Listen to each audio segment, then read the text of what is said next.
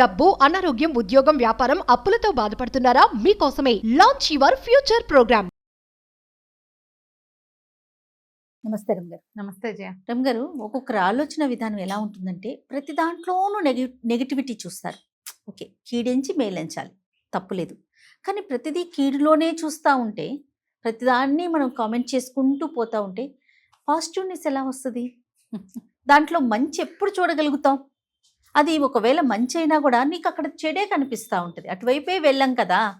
ఇలాంటి ఆలోచన విధానం ఒక వ్యక్తికే కాదండి, అలాంటి వ్యక్తి ఉంటే ఆ కుటుంబానికి, సొసైటీకి, సమాజానికి చాలా ప్రమాదం రమ్మగారు. ఇలాంటి వాళ్ళు అంటే ఇప్పుడు వ్యక్తి అంటున్నావు నువ్వు, వ్యక్తులు ఉంటే అది అదే నిన్న ఒక వ్యక్తి వల్ల ఒక కుటుంబం కొన్ని కుటుంబాలు కలిస్తేనే కదా రమ్మగారు సమాజం ఏర్పడేది. ఇలాంటి వ్యక్తులంతా కలిస్తే దానికి తోడు మంచో చెడో ఇలాంటి నెగిటివ్ థాట్స్ ఉన్న వ్యక్తులు సోషల్ మీడియా ప్రభావం వల్ల బయటకు వచ్చేస్తా ఉన్నారు, వాళ్ళ భావాన్ని వ్యక్తపరిచేస్తున్నారు. ఏదో ఇంట్లో వరకు నెగిటివిటీ ఉందనుకున్నాం, వదిలేద్దాం, సమాజం వరకు ఉంది అంతవరకే తెలుస్తుంది, కానీ ప్రపంచానికి తెలిసిపోతుందే వాళ్ళ ఆలోచన విధానం. పాజిటివ్గా ఆలోచించే వాళ్ళు కూడా ఓహో మనం తప్పు చేస్తున్నామేమో, మనం కూడా ఇట్లానే ఆలోచించాలేమో, ఇది కూడా ఉందేమో అనే థాట్లోకి వెళ్ళిపోట్లా. అలాగే ఉంటుంది. చాలా చూస్తున్నాం రమ్మగారు, ఈ నెగిటివిటీని ఎలా మూట కట్టేస్తున్నారంటే నా మనసుకి ఏదనిపిస్తే అదే కరెక్ట్, ఆ అభిప్రాయాన్ని వ్యక్తపరచటం. ఇప్పుడు అందరం చేస్తాం కదా, చేస్తున్నాం, కానీ దానికంటూ ఒక లిమిటేషన్ ఉండాలి కదా. నేను చెప్పే నా నెగిటివ్ కామెంట్ వల్ల, నెగిటివ్ అభిప్రాయం వల్ల సమాజానికి ఇబ్బంది కలగకూడదు కదా రమ్మగారు. ఇబ్బంది వస్తుందా రాదా అంటే అన్ని గుమ్మడికాయంత ముత్యాలే అవుతాయి జయ రేపొద్దున. ఇప్పుడు ఊరికే మనం సాధారణంగా ఏదో చెప్తాం, తల్లిదండ్రుల్ని బాగా చూసుకోవాలి, అమ్మా నాన్నని చూడాలి అని చెప్పామనుకో, చెప్పంగానే దానికి వెంటనే ఏమంటారు కొంతమందికి వస్తుంది ఐడియా, మీకు తెలుసా మా నాన్న దుర్మార్గుడు, మమ్మల్ని వదిలేశాడు, తండ్రి అంటేనే నాకు అసహ్యం వేసింది, తండ్రి అనే పదం అసహ్యకరమైన పదం అని ఎవడో ఒకతో పెడతారు. పెట్టంగానే అవును మా నాన్న కూడా అంతేనో ఒక 5-6 వస్తుంది. అసలు అయిందా? తల్లి అమ్మ త్యాగం చేస్తున్నావు అంటే ఏం కాదండి, మా అమ్మ ఎంత రాకాసో తెలుసా, మా అమ్మ మమ్మల్ని వదిలిపెట్టి వెళ్ళిపోయింది, మాకు టైమే ఇవ్వలేదు, మమ్మల్ని ఇచ్చేయలేదు, మేము 3 పిల్లలం అయితే 3వ పిల్లని నన్ను అనవసరంగా పుట్టించానని అనేది మా అమ్మ, నన్ను ఎంతో బాధ పెట్టేది, మా అమ్మ అలా చేసేది, మా అమ్మ ఇంతే, మా అమ్మ అంతే, అవును అమ్మలు ఇలాగే ఉంటారు అని ఒకటి. చూడు తల్లిదండ్రి ఎంత అసలమైంది మన జీవితంలో. చెప్తుంటే నాకు వినడానికి నిజంగా చాలా ఇబ్బంది కాదు, కానీ ఇవే తల్లిదండ్రుల మీద కామెంట్స్. అయిందా? అక్కడి నుంచి తోడు మనం ఇంకా అత్తగారిని చూసుకోవాలి అనగానే మా అత్త బ్రహ్మరాక్షసి, మా అత్త ఏం చేస్తుందో తెలుసా, మా ఆయనతో ఉండనివ్వలేదు. ఒకటి ఇంటికి ఆడపిల్లల్ని బాగా చూసుకోవాలి అనగానే ఆడపిల్లల్ని బాగా చూస్తే ఎలాగ ఆడపడిచి ఏం చేస్తుందో తెలుసా, మీకు ఆడపడిచి ఉంటే తెలిసేది అని ఒక 100 ట్రిగర్ అయిపోతారు జనం. ఇది వరకు ట్రిగర్ అయినా, మనకి మండినా, మనకి నచ్చకపోయినా పెద్దగా మాట్లాడడానికి కానీ భావ వ్యక్తీకరణకి కానీ అవకాశాలు ఇది వరకు లేవు. ఇప్పుడు అవకాశం దొరికింది మనకి. నువ్వు ఆడపిల్లల్ని చూసుకోవాలి అన్నా తప్పే, దానం ధర్మం చేయండి అన్నా తప్పే, పూజ బాగా చేసుకోండి అన్నా తప్పే, అంత చెయ్యక్కర్లేదు అన్నా తప్పే, ఈ రోజున ఇది మంచి రోజు అని చెప్పినా తప్పే, చెప్పకపోయినా తప్పే, భార్యాభర్తలు కలిసి ఉండండి అమ్మ కొట్టుకు చావకండి అని చెప్పినా తప్పే. ఎట్లా అయిపోతుందంటే పర్సనల్ గా మీకు ఆడపిల్లలు ఉన్నారా, కొన్ని మీకు మగ పిల్లలు ఉన్నారా, మీకు అత్త మామలు ఉన్నారా, దాన్ని అంటే పర్సనల్ గా మాట్లాడేస్తున్నారు. వాళ్ళు ఎవరో నాకు మెసెంజర్ లో ఒక అబ్బాయి పెట్టాడు జయ, అబ్బాయే, ఎందుకంటే ఫోటో మగపిల్లాడిదే ఉంది, నీకు పని పాట నీకు అని నాకు రాస్తున్నాడు, నీకు పని పాట లేదు, నీకేం పని లేదా ఇంట్లో, నీ మొగుడిని ఎవరు నా మొగుడు నీ మొగుడిని ఎవరు చూస్తారు? ఏమిటి నా మొగుడిని ఎవరైనా చూడాలా? మీరెవరు ఉద్యోగాలు చేయటల్లా? ఆడవాళ్ళు ఎవరు ఏం పని చేయటం లేదా? చేసుకోవద్దా? ఇప్పుడు నా మొగుడిని చూడటం అంటే నేనేం చేయాలి? నేనేం చెప్తున్నాను నీకు? నేనేం చెప్తాను? మెసెంజర్లో పెట్టాడు జయ, ఆ ప్రొఫైల్ లాక్ చేస్తుంది. మేము ఏమనుకుంటాం అంటే అబ్బో ఇలాంటివి ఎన్ని కనపడుతున్నాయో నువ్వు అంటారు. నువ్వు ఏమిటో వాడు నా బొడ్డు కోసం పేరు పెట్టాడు, వాడెవడో, నువ్వే నన్నేం చేయమంటావు? నువ్వు నీకేం కావాలి? నీకేం నచ్చలేదు? నేను చెప్పేది నీకు నచ్చలేదు అనగానే వెంటనే వాళ్ళ క్యారెక్టర్ అసాసినేషన్ జరిగిపోతుంది. అంతే, వీళ్ళు సరైన వాళ్ళు కాదు, ఈవిడ ఇల్లు అకిలి వదిలేసింది, వీళ్ళిద్దరికి పని పాట లేకుండా కూర్చొని మాట్లాడతారు, ఈ సంగతి కూడా మాకు చెప్పాలా, ఇది మాకు తెలీదా? తెలియని వాళ్ళు వేల లక్షల్లో ఉన్నారు. నీకు తెలిస్తే నువ్వు ఇది మానేసి ఇంకోటి చూడొచ్చు. చూడు నీకు కానీ option నీ ఉంది కదా. లోపల ఉన్న అసహనాన్ని బయట పెట్టడం అనేది ఇప్పుడు అవకాశం లభించింది. ఇది తప్పంటలేదమ్మా, తప్పు కాదు. నీకు అవకాశం లభించింది కాబట్టి నువ్వు పదే పదే నీకు నచ్చని ప్రతి వాక్యాన్ని రాస్తూ చెప్తూ వెళ్తే నువ్వు అదే చేస్తావు, నువ్వు అదే చేస్తావు, నువ్వు అదిగా అయిపోతావు. నువ్వు అదే ఎప్పుడు నెగిటివిటీయే ఉంటుంది. నీ బతుక్కి పాజిటివిటీ ఏది మీ బతుకులకి పాజిటివిటీ ఎక్కడి నుంచి వస్తుంది? నేను 100 విషయాలు పనికిరావని చెప్తా, కానీ పనికొచ్చే విషయాలు 1,00,000 చెప్తాను. 1,00,000 విషయాలు మంచివి చెప్పి 100 ఇవి సరైనవి కాదు అని చెప్తా. ఈ 100 నావిగా మీరు మాట్లాడి నేను చెప్పిన 1,00,000 మీరు వాడుకుంటున్నారు.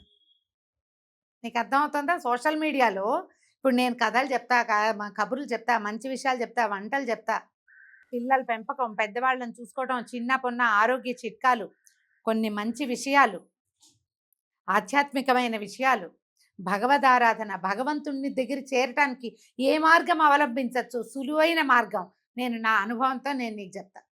మీరెవరు వాడుకోవట్లేదా? వాడుకుంటున్నారా లేదా? ఇవన్నీ వాడుకుంటారు. పండక్కి ఏం చెయ్యాలి అనేది నేను కాకపోతే నేను అంటే నేను ఒక్కదాన్ని కాదు, నాలాగా చెప్పేవాళ్ళు ఎంతమందో అమ్మలు, అక్కయ్యలు, పెద్దన్నయ్యలు ఉన్నారా? వీళ్ళందరివి మీకు ఉపయోగపడేవన్నీ వాడుకుని ఏదైనా ఒకటి మీకు నచ్చకపోతే, అది మీకు నచ్చకపోతే అందరికి కాదు ఎవరో ఒకళ్ళకి ఎస్ మీకు ఒక లోపల మీరు ట్రిగర్ అయితే మీకు నొప్పెట్టింది అనుకో, మీకు నచ్చలేదనుకో, మీరు ఏ పని చేయకూడదని వీళ్ళు చెప్తున్నారో అది మీరు చేస్తున్నారనుకో, మీకు ఒళ్ళు మండిపోతుంది. మీకు నచ్చదు. మీకు నచ్చక నాకు మీరు ఇలాగే మాట్లాడతారు. మీకు తెలుసా మీకు కొడుకులు ఉన్నారు, మీ పిల్లల పెళ్ళి, నువ్వు అత్తారింట్లో కాపురం చెప్పి, నేను అత్తారింటి, నా వయసు ఎంత, నా అత్తారింటి కాపురం సంగతి అసలు నీకు అవసరం ఉందా? లేదు. అయినా సరే అది ఇది ఎందుకు వచ్చింది? నేను కాకపోతే ఎవరైనా సరే ఏది చేయకూడదని మీకు చెప్తున్నారో అది మీరు చేస్తున్నారు కాబట్టి మీకు నొప్పిగా ఉంటుంది. వెంటనే ఒకటి రాస్తారు. పోనీ అలాగని ఈ పర్టికులర్ పర్సన్ని ఎవరిని మీదైతే మీరు నెగిటివ్ కామెంట్ పెట్టారో వాళ్ళని మీరు ఏమైనా చూడడం మానేస్తారా? మానరు. వాళ్ళని వాడడం మానరు. వాళ్ళు చెప్పే మంచి విషయాలు కావాలి మీకు. ఎలా ఉన్నారు? ఇలాగే ఉంది జయ. ఇప్పుడు ప్రపంచం ఇట్లా అయ్యింది, ఇది ప్రపంచపు రీతిగా ఉంది. కానీ నీకు ప్రమాదం కదా. ఇప్పుడు పెద్దవారు ప్రాతస్మరణీయులు ఒక వాక్యం చెప్పాలి. చాగంటి కోటేశ్వరరావు గారు దాదాపుగా ఒక 20 సంవత్సరాలుగా మనం టీవీలలో, సోషల్ మీడియాలో చాగంటి వారి స్వరం వినపడని రోజు పూట ఉదయం లేదు అసలు మన జీవితాల్లో. అవునా కాదా? అవును.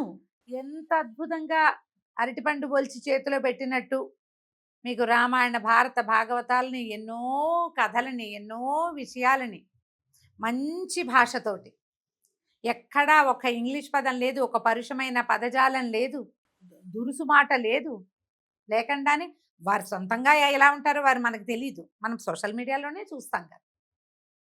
మరి ఆయన మాట్లాడిన మాటలో కూడా తప్పులు ఎన్నుకుని పోరాడే వాళ్ళు కనపడుతున్నారా లేదా? మనకి ఉన్నారా? కుక్కని, పెంపుడు కుక్కని వాకిట్లో ఉంచాలి, ఒళ్ళో పెట్టుకోకూడదని చెప్పారు. దానికి ఎన్ని వేల నెగిటివ్ కామెంట్స్ వచ్చినాయో జయ. మాకు క్లోజ్ ఫ్రెండ్స్లోనే ఒకరు చాగంటి గారు నచ్చడం మానేశారు వాళ్ళకి. ఎందుకంటే కుక్కని ఒళ్ళో పెట్టుకోవద్దని చెప్పారు ఆయన పద్ధతిగా ఆయన చెప్పారు. పూర్వకాలం ఏం పాటించేవాళ్ళు ఆయన చెప్పారు. నేను అసలు నువ్వు పెంచుకుంటావు ఓ కుక్కని, దాన్ని ఒళ్ళో పెట్టుకుంటావు, గుళ్ళోకి తీసుకెళ్తే నీ ఇష్టము. ఇప్పుడు చాగంటి గారు అన్ని తప్పే చెప్తారని మనం అనొచ్చా? మరి మళ్ళీ ఆయన్ని ఫాలో అవుతారు. ఆయన చెప్పే మహత్తరమైన విషయాలు అన్నీ కావాలి కదా మనకి, అన్నీ కావాలి. ఆయన గజేంద్ర మోక్షం చెప్తే మనమే గజేంద్రుడు అయిపోతాం, ప్రహ్లాద్ చరిత్ర చెప్తే మనమే ప్రహ్లాదుడు అయిపోతాం. ఎంత మంచి విషయాలు చెప్తారమ్మా. మరి ఎంత హాయిగా పురాణ శ్రవణం చేయగలుగుతాం ఆయన చెప్పినవి. అయినా కూడా అసలు ఇప్పుడు ఈ మాట నిజానికి నేను వారి గురించి చెప్పకూడదు. ఈ పర్టికులర్ మ్యాటర్ ఎందుకు చెప్తున్నానంటే, నేను ఎంతమంది దగ్గర ఇదే వాక్యాలు విన్నాను. ఆయన కుక్కని గురించి మాట్లాడింది మాకు నచ్చలేదు. కుక్కని దాని నోట్లో అన్నం పెట్టాలి, కుక్కలకి నోట్లో అన్నం పెట్టాలా? దాని దారి నాకు చక్కగా తింటుంది. పిల్లల్లాగా కుక్కల్ని కుక్కల్ని ప్రేమగా చూడాలి. జంతువు పట్ల మనం ఆపేక్షగా ఉండాలి, పెంపుడు జంతువు పట్ల ఆపేక్షగానే ఉండాలి. ఆయన ఏం చెప్పారు? దాన్ని మంచం మీద కూర్చోబెట్టుకోవద్దు, మీతో పాటు అన్నం తినేటప్పుడు మీ దగ్గర ఉంచకూడదు. అవన్నీ మీ మంచికే, అందులో చెడేం లేదు. నీకు ఇష్టమైతే ఉంచు, చేసుకోలేకపోతే లేదు. దాని వెంట్రుకలు రాలి పడచ్చు. దాని ఒంటి మీద ఏదైనా పురుగో పుట్రో ఉండొచ్చు. కుక్క కదా, మనం ముద్దుగా పెంచుకున్నా కూడా దాని బొచ్చు రాలకుండా ఎలా ఉంటుందమ్మా? అవునా? ఇప్పుడు ఇది హైజీన్ కోసమే ఇంతకీ అది. దాన్ని వాకిట్లో ఉంచండి. కుక్క కాలభైరవ స్వరూపం. భగవత్ స్వరూపాల్లో శునకం కూడా ఉంది. అది కాదని అనడానికి వీలే లేదు. కాకపోతే మనకి ఎన్ని రకాల ఆలోచనలు వస్తాయి. మనం కుక్కను ఒళ్ళో కూర్చోబెట్టుకుంటున్నాం కాబట్టి, మనతో పాటు అది డైనింగ్ టేబుల్ దగ్గర కూర్చుంటుంది కాబట్టి, వారు వద్దన్నారు కాబట్టి వారు నచ్చరు మనకి. సరే, వెంటనే ఒక్క పాయింట్ నచ్చకపోతే దానికి చిలవలు పలవలు చేసేసి ఎక్కేసి మాట్లాడేయటమే. అంతే. ఇన్ని నచ్చుతున్నాయి కదా మీరు అన్నట్లుగా, మ్మ్. ఇన్ని నచ్చుతున్నాయి, ఇంత ఫాలో అవుతున్నాం కదా, అది. ఒక్కటి సమాజానికి మంచి విషయం నీకు నచ్చలా, అదే సైలెంట్ గా ఊరుకోవచ్చు ఊరుకో. కదా. ఇప్పుడు నేను అదే అంటున్నా, ఊరుకోవటం అనేది పోయింది జయ. ఇప్పుడు ఊరుకోక మన లోపల కలిగిన ఉద్రేకాన్ని, కోపాన్ని, అసహనాన్ని, మనకి రకరకాల అసహనాలు ఉంటాయి, ఎక్కడెక్కడెక్కడెక్కడో ఉంటాయి. ఇది దొరకంగానే దీని మీద దానికి వెళ్ళిపోతాం. అంత పెద్ద వ్యక్తి కదా, మనం మాట్లాడొచ్చా మాట్లాడకూడదా అంటే ఫర్ ఎగ్జాంపుల్ కి చెప్తున్నామండి, ఆయన తీసుకున్నది అంతే తప్ప ఇక్కడ వేరే అంతకంటే రెండోది ప్రస్తావనే కాదు. లేదు. రెండో విషయం కాదు. ఎవరినైనా నువ్వు- ఏదైనా కానీ ఇప్పుడు ఒక ప్రత్యేకమైన విషయం అని ఇది చెప్తున్నాను కానీ, అంతే. ఇలాగా నువ్వు ఏం చెప్పినా సరే, ఓ పండగ గురించి చెప్తే ఆ మా వీళ్ళు తయారయ్యారు, నిన్ను ఎవరు చూడమన్నారు? చూడమాకు. మానేయచ్చుగా.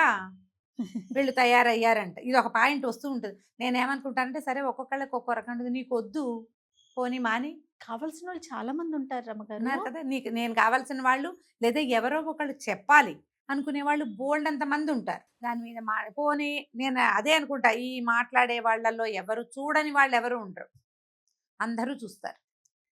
అందరికీ కాలక్షేపం కావాలి, అందరూ ఏదో ఒక విషయం తెలుసుకోవాలి. ప్రతి వాళ్ళకి ప్రశ్నలు ఉంటాయి. ఆ సమాధానాన్ని మనం మనుషుల్లో వెతకటం మానేసాం కదా, ఎప్పుడూ మనం సోషల్ మీడియాలోనే వెతుకుతాం. 100 రకాల సమాధానాలు లభిస్తాయి. కొన్ని నీకు నచ్చుతాయి, కొన్ని నీకు నచ్చవు, కొన్నిటికి నీకు ఒళ్ళు మండిపోతుంది, కొన్ని సమాధానాలకి నీకు అరికాలి మంట నెత్తికెక్కుతుంది. అప్పుడు నువ్వు నీ లోపల ఉన్న చేదుని, అసహనాన్ని, కోపాన్ని బయట పెడతావు. ఈ అసహనాన్ని బయట పెట్టే విధానం ఉందే, ఇది చాలా పెద్ద సమస్యగా పరిణమించబోతోంది. వారి ఆరోగ్యానికి ముప్పు కదా రమ్మగారు. 100% మీ పర్సనాలిటీ మారిపోతోంది. మీరు అది తెలుసుకోండి. ఇప్పుడు ఏదో ఒక పర్టికులర్ మ్యాటర్, ఒక విషయం మీకు ఇది నచ్చలేదు, మీకు అర్థం కాలేదు, లేదా వాళ్ళు చెప్పింది ఏదో మీకు నచ్చలేదు, వాళ్ళు చెప్పేవేవి మీకు నచ్చట్లా, వాళ్ళని తీసి పారేయచ్చు మన లిస్టులో ఇంచి. మనం నోరు పారేసుకోకుండా వాళ్ళే తీసవతలు పారేయచ్చుగా, ఈజీగా ఉండదు? సూపర్. చక్కగా ఉంటుంది. మీరు మనుషులతోటి మామూలుగా కూడా ఊరికే ట్రిగర్ అవుతాను జయ, పక్కింటి వాళ్ళతో పోరాటం. ఇప్పుడు సోషల్ మీడియా గురించి మాట్లాడి వదిలేద్దాం దాన్ని. ఇది ఇప్పుడు మన తరఫుదారీ చేసుకున్నట్టు ఉంటుంది. అసలు కాదు రమ్మగారు. ఇది కాదు అసలు. రోడ్డు మీద ఎదురుగుండా వాళ్ళు, మన ఎదురు బదురు ఇల్లు, మనం ఏదో వాళ్ళని చెత్తపుట్ట పెట్టద్దానో, అది పెట్టద్దానో, ఇది చెప్పులు పెట్టద్దు, వాళ్ళు చెప్పులు పెట్టంగానే చెప్పులు తన్నేసి తగాదాకి ఉరకటం, ఇలాంటిది ఒకటి. మనం ఒక పద్ధతి ప్రకారం ఉంటాం, వాళ్ళది ఒక పద్ధతి. ఇప్పుడు 2 వేరు విధానాల మనుషులు ఉండటమే ప్రపంచం. మన అసహనాన్ని చూపించటం, పోరాటానికి దిగటం, గొడవకి, ఆ తర్వాత పోలీస్ స్టేషన్కి కారాడి అనవసరం కదా. ఒట్టి పుణ్యానికి వాళ్ళ దారిని వాళ్ళు వెళ్తుంటే ఏదో గుడ్డకాల్చి మీద వేసినట్టు అక్కర్లేని మాటలన్నీ మాట్లాడటం, దాని మీద గొడవలు. మనస్తాపం కాదా అమ్మా ఇదంతా? తప్పు కదా. ఎంత తప్పు కాదు. నువ్వేమవుతున్నావు ఇందులో? నువ్వు అనేది ఏమవుతున్నావు? నువ్వు ఎంతసేపు పోరాటానికి దిగుతావు, ప్రశ్నిస్తావు, ఏదైనా కొత్తగా ఇంకోటి చేసేసేయాలని చూస్తావు. ఈ సందట్లో మనం ఏం చేస్తాము, వీళ్ళ గురించి ప్రచారం చేస్తాం అక్కర్లేని మాటలు. అవునో కాదో తెలియదు మనకి, ఏదో ఒక ఊహ ఉంటుంది, కనపడితే ఎందుకు మనకి. ఈలోపు ఎంత టైం వేస్ట్ టైం వేస్ట్, నీలో నెగిటివిటీ పేరుకుంటూ ఉంటుంది. అవన్నీ అనారోగ్యాలుగా పరిణమిస్తాయి. ఇప్పుడు మనకి సమాజం బహు చిన్నదిగా ఉంది కదా. ఈ తీవ్రమైన నెగిటివ్ థాట్స్ నుంచి బయటికి వచ్చేయండి. మొదట చక్కగా ప్రాణాయామం చేసుకోండి, రోజు కాసేపు నడవండి. అప్పుడప్పుడు మనకు ఉద్రేకం, ఒళ్ళు మంట వస్తాయమ్మా, మనుషులం కాదా మనం? చిరాకు వచ్చేస్తుంది అవతల వాళ్ళని చూస్తే. ఇప్పుడు దాని నుంచి తప్పించుకోవాలి కానీ పోరాడి పెంచి పోషించి మీలోనే ఈ మంటని పెంచుకొని లేనిపోని ఎసిడిటీ ఎందుకు వచ్చిన గోల? అసలు నువ్వు ఫేస్బుక్ చూడు జయ, ఎవరేం పెట్టినా దాని మీద 100 నెగిటివ్ కామెంట్లు ఉంటాయి. కాదు రమ్మగారు, నేను బూతులు, అక్కర్లేని మాటలు, అనవసరమైన మాటలు. అప్పుడప్పుడు అనుకుంటాను, ఇప్పుడు ఇలా నెగిటివ్ కామెంట్ పెడతారు కదా, దాంతో వాళ్ళు రిలాక్స్ అయిపోతారా? పెట్టిన పర్సన్ ఒక విషయం నచ్చిందో నచ్చలేదు ఎవరినైనా అడగాలి, మీరు మీరు తయారయ్యారనే పెడుతున్నారు అనుకుందాం. ఆ. ఏదో ఒక పండగ గురించి మనం మాట్లాడుతున్నాం. ఈవిడ అడుగుతోంది, ఆవిడ చెప్తోందని ఏదో కామెంట్ పెట్టారు. ఆ. దాంతో ఇంకా వాళ్ళు మనసులోంచి తీసేస్తారా? అయిపోతుందా ఆ సమస్య అక్కడితో వాళ్ళకి? ఏముండదు మళ్ళీ ఇంకోటి కావాలి. అంతేగా ఇవి సముద్రంలో అలలమ్మా. అసహనము సముద్రంలో అల. నువ్వు నేను అవుతాం, తర్వాత ఇంకో గురుగారు వస్తారు, ఆయన అవుతాడు, తర్వాత వాళ్ళ ఆవిడ వస్తుంది, ఆవిడ అవుతుంది, పిల్లలు కనపడతారు, వాళ్ళు అవుతారు, అత్తగారు వస్తుంది, ఆవిడ అవుతుంది, కొలీగ్ వస్తాడు, వాళ్ళు అవుతారు. అలా వెళ్తూనే అలా ఉంటుంది. ఈ అసహనం అనేది సముద్రంలో అలలు. ఒకళ్ళ దగ్గర అనేస్తే తీరిపోదమ్మా అది. ఇక అంటూ ఉండటమే, వస్తూనే ఉంటాయి. అంతేలేండి. లేకపోతే ఒక చిన్న విషయానికి ఓర్వలేక 10 మందికి తెలిసేలాగా ఒక కామెంట్ పెట్టేస్తున్నారంటే వారి గుణం ఏ విధంగా ఉంటుందో అర్థం ఇప్పుడు చేసుకోవచ్చు. మీకు అర్థం కాలేదు, నచ్చలేదు, నెగిటివ్ కామెంట్ పెట్టాక మళ్ళీ వాళ్ళని చూడకుండా ఉంటున్నారా, ఉండట్లేదా మీరు? అది నా ప్రశ్న. లేదు, ఎదురు బదురు గొడవలైన ఇష్యూ వచ్చింది, వదిలేసేయండి. పట్టి పల్లార్చాలి దాన్ని. అంతే. మనుషుల స్వభావాలు ఇలా ఉంటాయి. మరి దీనివల్ల ఏమవుతుందంటే మనము సంతోషాన్ని వెతకకుండా ఎప్పుడు పోరాటాన్ని వెతుకుతూ ఉంటాం. ఈ పోరాటాల్లోనే మీకు సంతోషం వస్తుంటే ఇక చేయగలిగేది అసలు ఏం లేదు. ఇది పోరాటము, నెగిటివిటీ, అసహనాన్ని, అయిష్టాన్ని తెలియచేస్తూ ఉండటము, నువ్వు నాకు నచ్చలేదని చెప్తూ ఉండటము. ఇది ఒక దెబ్బతో, ఒక విషయంతో ఆగదు. మళ్ళీ రెండో విషయం రాగానే మళ్ళీ స్టార్ట్. మొదలైతుంది. రెండో మనిషి రాగానే మళ్ళీ మొదలు. విషయాలు వెళ్తూనే ఉంటాయి. వాటికి ఏముంది? ఇందులో నలిగేది ఎవరు? మీ సొంత గది కాదా? మీరు ఎప్పుడు చెప్తారు చూడండి, ఏ కట్టెకి నిప్పుంటే అదే కట్టే కాలుతుంది. ఎక్కువ నెగిటివిటీని పెంచి పోషించద్దు. ఎవరు కనపడినా ఏదో బూతులాడేసి మీ లోపల దరిద్రాలన్నింటినీ బయట పెట్టుకోకండి. భగవంతుడు మనకి చర్మాన్ని ఇచ్చింది ఎందుకంటే మన లోపల పరమాశయకరమైన పదార్థాలు చాలా ఉంటాయి మంచి వాటితో పాటు. దాన్ని కవర్ చేసుకోవడానికే చర్మాన్ని ఇచ్చాడు. లేకపోతే అమ్మ మన లోపల ఉన్నవన్నీ బయటకు కనపడవా జయ? మరి అంతే కదా, కనిపిస్తాయి కదా. అందుకని ఏం చేశాడు, శరీరాన్ని శిరస్సు నుంచి సిరిపాదం వరకు చక్కటి చర్మంతో కవర్ చేసి లోపల పరిగెడుతున్న రక్తమాంసాలతో పాటుగా ఉన్నటువంటి చీము, రకరకాల పదార్థాలు మనం లోపలికి వేసేవి, బయటికి వదిలేవి, వీటన్నిటిని కవర్ చేయటానికేనమ్మా చర్మం పెట్టింది.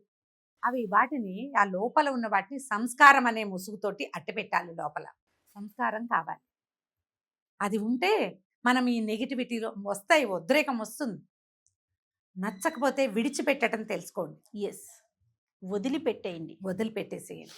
వదిలిపెడితే మీకు సుఖం ఏంటంటే ఒక్కసారి వోమిట్ చేసేస్తే మీరు ప్రశాంతంగా ఉంటారు. ఇలా మీ చేదుని, మీ లోపల ఉన్న దరిద్రాన్ని ప్రపంచం మీద పంచటం మొదలు పెట్టారంటే ఇక దానికి హద్దు లేదు. ఎప్పుడు ఎవరో ఒకళ్ళు దానికి బాధితులుగానే ఉంటారు. కొన్నాళ్ళకి మీరు ఆ బాధించకుండా ఉండలేని లిస్టులోకి వస్తారు. మీరు బాధితులే దానికి. మీరు ఎవరిని అంటున్నారో వాళ్ళే బాధితులు కాదు, అనకుండా ఉండలేని బాధ వస్తోంది మీకు. ఆలోచించండి. ఇది ఒకరిని ప్రత్యేకంగా ఉద్దేశించింది కానీ, యూట్యూబ్లో కామెంట్ పెట్టే వాళ్ళని ఉద్దేశించి కానీ, ఫేస్బుక్ జనాల గురించి కాదండి. మొత్తం ప్రపంచంలో ఉన్న వాళ్ళందరూ మాతో సహా ప్రతి వాళ్ళు ఈ పరిస్థితుల్లోనే ఉన్నాం మనం. మీరు ఎక్కడెక్కడ ఆగుతారు, ఎక్కడెక్కడ సంయమనంగా సంస్కారంగా ప్రవర్తిస్తారు, ఎక్కడ మిమ్మల్ని మీరు ఆపుకుంటారు అనేది మీ విజ్ఞతలకి వదిలిపెట్టేస్తున్నాం. రైట్. నమస్తే రమ్య గారు. నమస్తే జయ.